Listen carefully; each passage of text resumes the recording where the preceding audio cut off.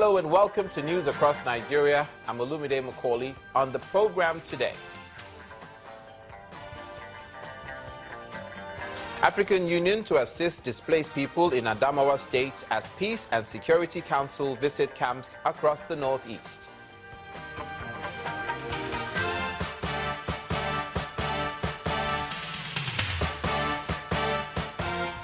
Cross River State Government takes delivery of new equipment.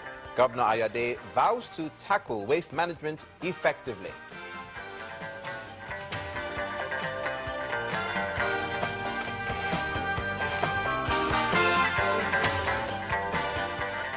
And Governor Olusegun Mimiko tasks youth on diversification of the state's economy, pleads with striking workers to sheathe their swords.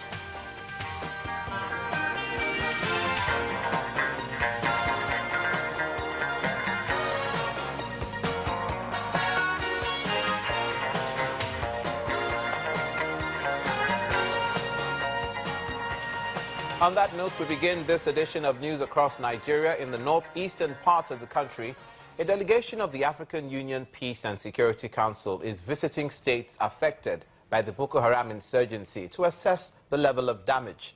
Speaking in Yola, the Adamawa state capital, the team led by Hajia Aisha Laraba Abubakar says the delegation will advise the AU, that's the African Union, on how to assist the displaced, particularly in youth empowerment, rehabilitation, and creating opportunities for women.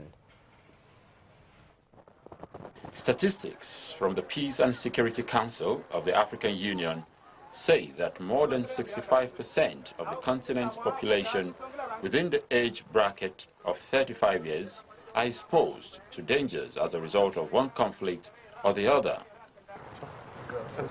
The visiting African Union team is in Yola because of this and makes a stop at the government house. The Deputy Governor, Engineer Martins Babale, stresses the urgent need for aids as the state prepares to receive more refugees from the Republic of Cameroon.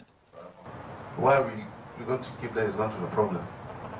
So we identified a location where we can keep them, an abandoned school project, and these facilities like road network, water, sanitation, and security, and so on and so forth. We need your assistance very seriously.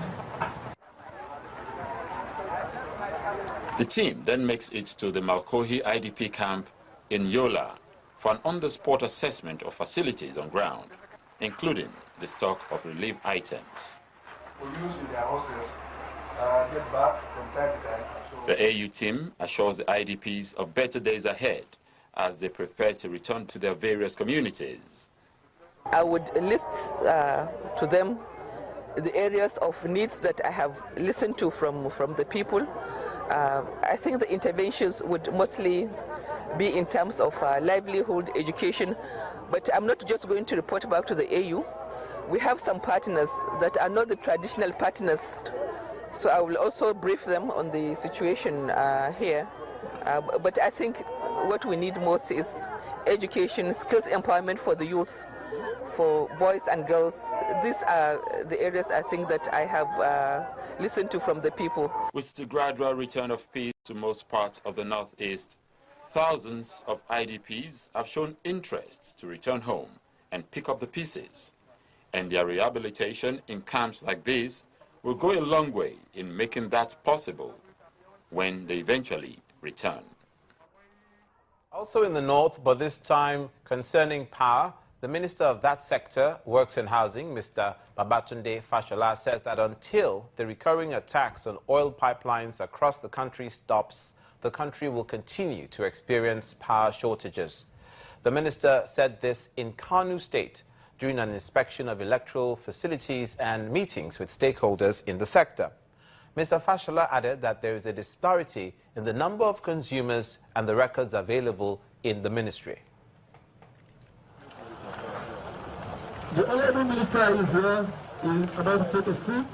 The Minister of Power, Works and Housing, Babatunde Fashola, is in Kano State for an assessment of electrical facilities and to meet with stakeholders to discuss ways of improving power supply.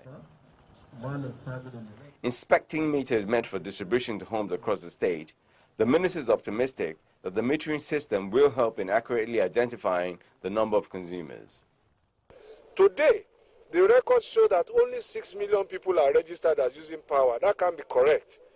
So there are a lot of people using power who are hiding. They must come out. We must identify them.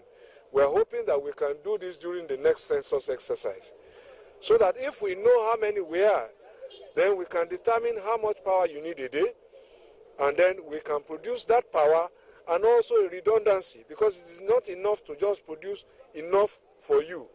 You have to have a redundancy for maintenance, for repairs, for damages.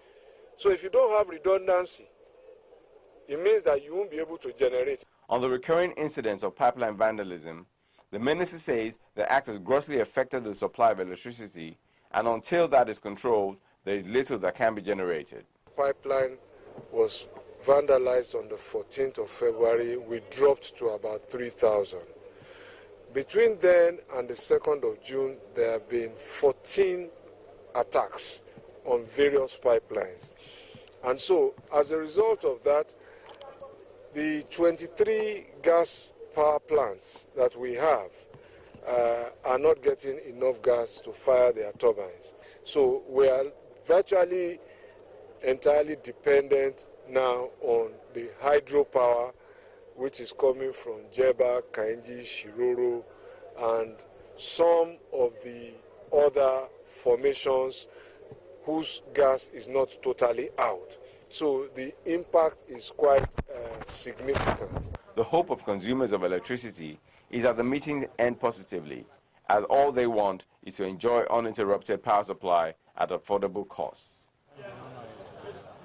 Now, in a related story, and we'll show you what the connection is when you watch the report that follows. The Forum of Former Deputy Governors of Nigeria is calling for the strengthening of the nation's anti-corruption agencies, such as the Economic and Financial Crimes Commission, the EFCC, and Corrupt Practices and Other Related Offences Commission. The forum, which made the call in a communique issued at the end of its general meeting in Benin City, the Edo State capital, also condemned the current spate of vandalism of the nation's oil and gas facilities by the Niger Delta Avengers, as they call themselves, in the uprising in the southeast and the herdsmen attacks in parts of the country.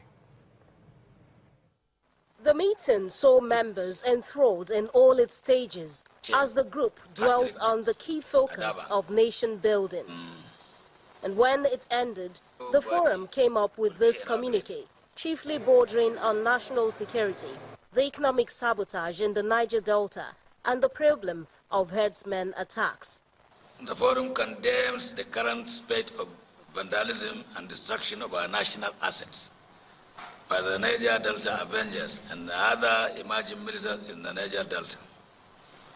The Boko Haram sect, which has traumatized the Northeast and other parts of northern Nigeria, MASOP, BIM, and IPOP in the southeastern Nigeria, and the menace of herdsmen across the country. We urge elders, elites, intellectuals, and opinion leaders in each community to rein in their young ones and wish to remind Nigerians that we have no other place to call our home. Help government identify problems, and where need be or when necessary, we provide a solution to them. Is the foundation upon which this body was founded, and it's a foundation we hope and we are prepared to build upon. Members of the forum also paid a courtesy visit on the governor of the host state, Adams Oshomole, who urged them to continue to explore ways of strengthening national unity. Association like yours, I believe we need more and more of such association.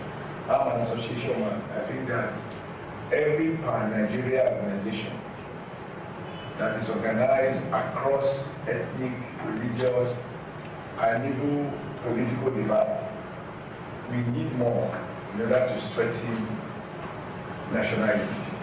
The Forum of Former Deputy Governors remains firm in its pledge to utilize its wealth of experience in governance while giving advice on policy matters to the present administration.